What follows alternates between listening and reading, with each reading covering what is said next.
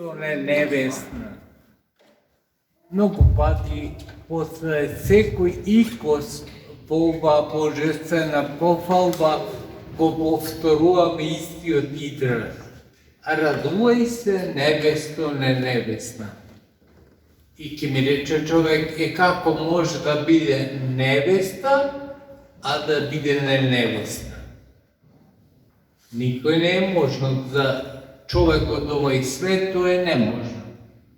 Но за Богородица е само можно. Од една страна е невеста, зашто е Божја невеста и зашнат е Синот Божи од Духот Свети. А не невесна е, затоа што не е невеста како во обичаените невести кои се во брачен однос со некој брачен другар. Тоа е контраверзност известна. Денеска може би е популарно да се зборува за контраверзности, кои скоро и вака и така ги нема многу во овој свет. Односно ги има многу малку. Но ова е очевидна, голема контраверзност. Ама таа е Пресвета Богородица. И затоа има таа контраверзност да се покаже од една страна дека е жител на Царството Небесно, уште сега и овде. А од друга страна не го напушта овој свет. Не напушта нас, зашто толку не љуби што сака до крај, до последен, еден од нас да не спасува. Затоа имаме за своја мајка. И затоа признаваме за своја мајка, зашто се грижи повеќе од родената мајка за нас. Ние што можеме да кажеме? Само радуј се невесто не невесна. Да испееме песна дека е почесна од херовимите и послана од серафимите. Ама тоа е доволно, велиме, за она што таа го прави за нас. Не е доволно сигурно. Ама барем тоа да и го кажеме, зашто така се доближуваме до неа се повеќе, го разбираме и го живееме нејзиното дело и дејство. И признаваме дека не можеме без нејзината помош. Заради тоа ја пееме бескрајно. После Господ и Спасителот наш, највоспевана личност во светот воопшто е Пресвета Богородица. И тоа не погрешка наша, затоа што ние сме слаби и ни треба помош и затоа ја пееме Богородица и го признаваме неистиното дејство. Не, туку затоа што е толку голема нејзиното дело, што свесни сме и сите песни на овој свет да ги спееме. Ниту малку нема да се доближиме до големото дело кое го направи за нас. Ни го роди Спасителот, Бог наш. Сега, предходната недела беше благовештение и тоа сметам дека добро го разјаснивме сите да знаат зошто Богородица ја почитуваме не само како Богородица, не само како човекородица, зашто го роди Христа и како човек, туку ја почитуваме како она која од името на сите нас му кажа на Господ, нека биде волјата своја. Тоа е нешто што сите нас не задолжува, браќа и сестри. Не задолжува да ја почитуваме волјата Богобожија како единствена света волја. Волја која не спасува, зашто Господ пред да не створи, да го створи овој свет, пред да не создаде сите нас, има план и како да не спасува. И во тој план влегува Пресвета Богородица. А во тој план влегува и секој од нас поотделно, на свој начин секако. Не можеме ние да се споредиме со Пресвета Богородица, меѓутоа сме толку значајни, колку целиот створен свет што е значаен пред Господ. Затоа отци пред нас кажале многу содржајно. Секој од нас е макрокосмос, односно микрокосмос во макрокосмосот.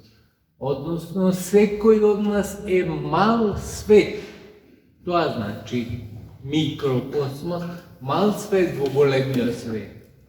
Ама сите ние го сочинуваме овој свет. Или структурата на овој свет. На врвот на таа пирамида ја почитуваме и ја славиме Пресвета Богородица. Зашто и таа е човек како нас. Меѓутоа човек кој знаеше да ја разлучи волјата Божја, односно да ја разграни и да ја разбере подетелно. И таа му кажа од името мое, од името ваше, на Господа, нека биде волја Твоја. И сега ние што да речеме? Не, Господи, грешно ти каже Богородица. Нека не биде волја Твоја, туку волја моја да биде. Колку пати сака човекот да биде волја негова во животот? Дали во семејството, дали на работното место, дали на друго место сака неговата волја да се исполни.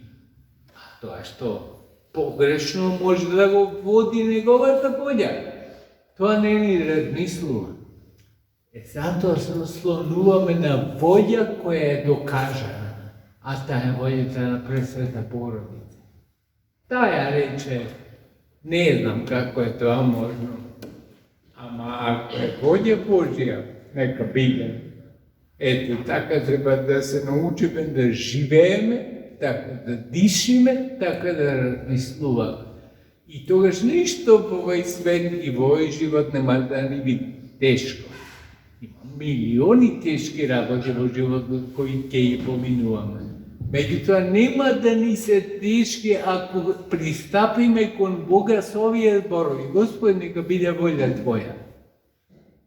Како вели во Евангелието, ако детето ваше ви повара риба, вие ќе му дадете змија? Колку повеќе Господ нема да ни го направи тоа. Меѓутоа, се што навиду ни изгледа лошо, е за наше добро и за наше искуство. Како ќе знаеме одредени работи и како ќе бидеме искусни во животот ако не го пробуваме лошото. Меѓутоа, тука да не останеме. Има еден познат современик, светител од наше време, веројатно сте слушнале, свети Силуан Ахмански, и тој вели: држи го умот свој во адот. Што е многу тешко. Ако чуваш умот во пеколо, ама вели не завршува тука реченицата. Вели, ама не очајувај. Тука е решение на сите проблеми човекот. Да бидеш во пеколо и да не очајуваш, тоа може само со помошта на Богородица. На тоа да се учиме, брајки и сестри, затоа ја почитуваме Богородица, затоа ја сакаме Богородица. И кој се научил да ја сака Богородица повеќе од себе, тој се тек тогаш научил да се сака себе си. Зашто другото се вика егоизам, кога ние се љубиме самите себе си, на сметка на тоа што помалку ги сакаме другите. Но кога ја сакаме Богородица повеќе од самите нас, тогаш се сакаме самите себе си, односно се почитуваме и си даваме смисла на собствениот живот. Ете, таа Богородица, чија статија на Богородичната пофалба денеска, јас читавме 4-та статија последна, а наредниот пекоток целиот акатист кон Пресвета Богородица ќе го читам.